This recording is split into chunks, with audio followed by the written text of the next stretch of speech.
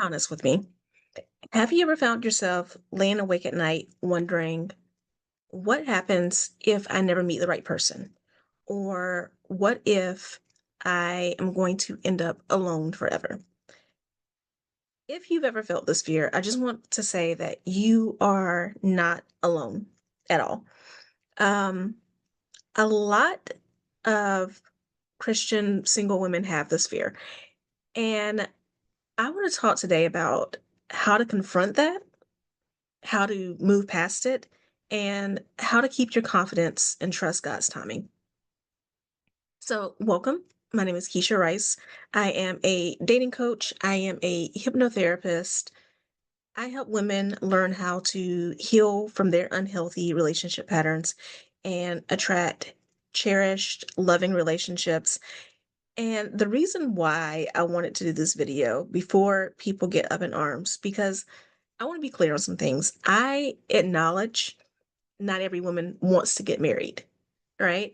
I work with women who don't want to get married, but they are more interested in building up their confidence, learning how to, still date and have fun. I work with women who want a long-term relationship, but they don't want marriage. They want more of a open statement situation, right? But I also work with women who truly believe that God's purpose for their life includes marriage. And as they are checking off all the other boxes in their lives, they have the education, they have the career, they have the friends, and all of that. They're wondering why this one thing is still left unchecked. So, those are the women that I'm talking to. And I can relate because my whole journey into coaching started with a quarter life crisis, right? So I was living in this town. I was at a job that I absolutely did not like at all. And meanwhile, all of my friends were posting about their promotions and their new jobs. I was attending this church at the time, and they had a video ministry. And I remember like the camera catches me and a friend of mine. And when I look back at the video later, she looks angelic and I am ugly crying. And I'm just like, I can't even God right. Right. And then as it relates to relationships, I was in a situationship at the time that was really going nowhere. And meanwhile, I had all of these friends who were posting about their engagements and their weddings. They were having babies, all of these things. So I definitely know what it feels like to feel like you're being left out, to feel like everyone is getting the thing that you want except for you. And to feel like maybe it's just not going to happen. So if that's the case, then the first step that you want to do in this process is to name that fear. Instead of ignoring it, instead of trying to shove it down and repress it, just say to yourself, yeah, this is a concern of mine. This is a fear of mine. But this fear also does not define me. Now, once you do that, I want you to understand why this fear exists. And again, this fear exists because society tells you that it should exist and that there's a timeline. People are going to equate your worth with your marital status, whether you like it or not. Not that those are good people, not that those are people that you should listen to, but that those people exist. And that's why I also wanted to bring up, like I did a minute earlier, that I also recognize that there are women who don't want to get married or women who want to get married but don't want to have kids, things like that. I honor those, right? My job as a coach is to help you find the situation that makes you happy, even if that is not the same situation or life path that I chose, right? But that is part of it. It is understanding that this is a societal pressure that has existed for a very long time. And if you want to live a happy and aligned life, if you want to break free from those toxic patterns that I mentioned, I help my clients break free from, you really have to be clear on what it is that you want, not what you think society wants or what your parents want or friends or anybody like that. So you have to remember that If after you've done all this evaluation, you decided that, yes, I do want marriage, God's timing is not society's timing.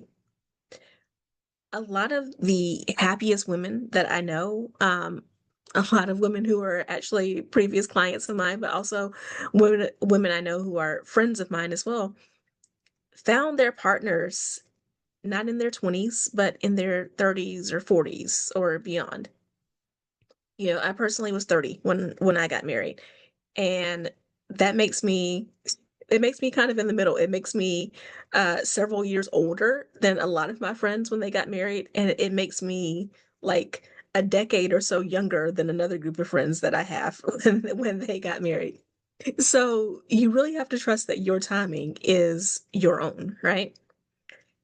You also need to reframe this fear. So you need to recognize this as a signal from God and not a reflection of your adequacy or your worthiness. So, one scripture that I love that you will hear me quote all the time is Jeremiah 29:11. For I know the plans for you, declares the Lord, plans to prosper you, not to harm you, plans to give you a hope and a future. So, when you have that trust that there are plans for a hope and a future, even if that good hope and future, that blessing is not happening on the timing that you thought it was going to happen, it is valid nonetheless. And you know that it's going to be worth the wait. So there's an exercise that I want you to try, and that is to just grab your journal if you have a journal, or just grab a sheet of paper and write down your fear in one column. And then the next column, use that use that column to write down how God is using that fear to protect you or to prepare you. So in this case, if the fear is you're never going to meet the right person, I want you to know that I don't believe at all that God is a tease. I don't think he puts desires in our heart for no reason. But if there's a delay on that meeting the right man, I want you to consider that this may be a time that you are being asked to strengthen your faith, or you're being asked to really get clear on what your standards and your deal breakers and your boundaries are.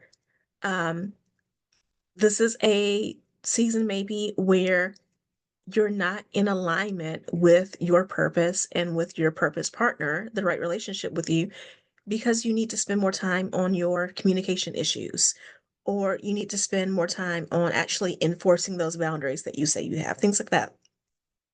So maybe you need more time with a therapist or with a coach, or just more time in journaling and prayer and Bible study to really get you on that path that you need to be on.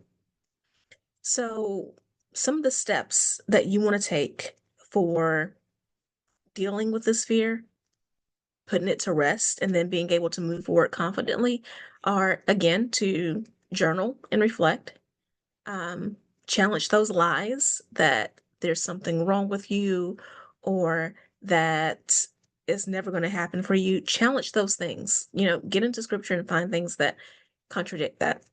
You also want to set clear standards. How would your ideal partner align with your faith, your values, and your life purpose? You only want a man who's going to do that. Don't settle just because you think it's going to take the fear away. I can tell you from personal experience, from previous relationships before I met my husband now, that is only going to add fears into your dating life and your relationship life. Invest in yourself. This is a time for you to pursue your education, for you to travel, for you to pursue your hobbies, to really get clear on who you are as a person.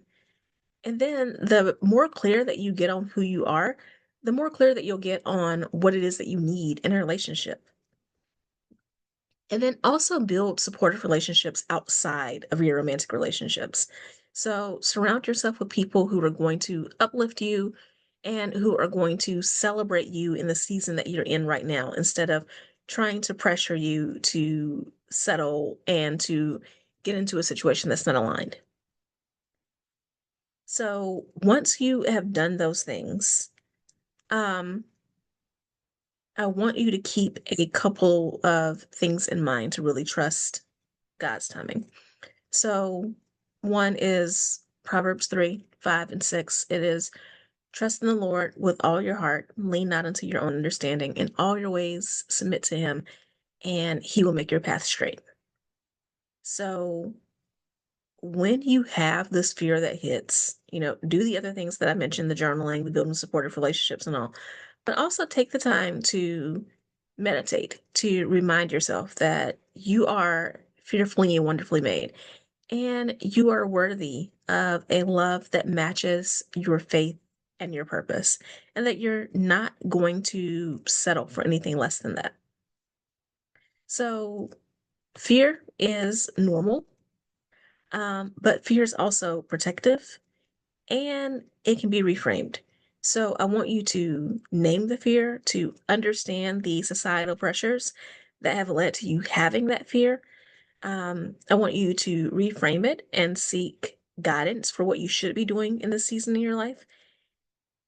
Empower yourself through the journaling, through the new hobbies, through the surrounding yourself with, more supportive relationships, and move forward in confidence, right? So, if you want to go deeper into this healing, into these setting boundaries and attracting that purpose partner, then I would love for you to join me in my private coaching program. It's called From Toxic to Thriving.